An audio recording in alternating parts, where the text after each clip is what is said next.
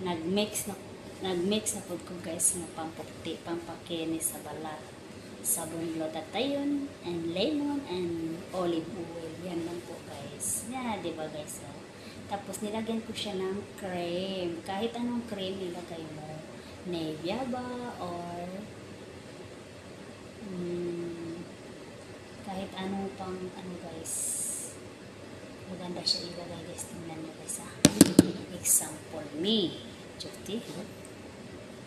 Oh, ayan. Makinis siya guys. Dito guys, maitim kasi yun. Nagagawa na naman ako, diba dati?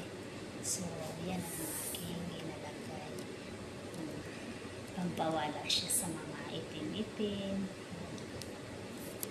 So, nilagay siya guys para maputi daw siya. Yan ang ginagawa nyo guys. Sabon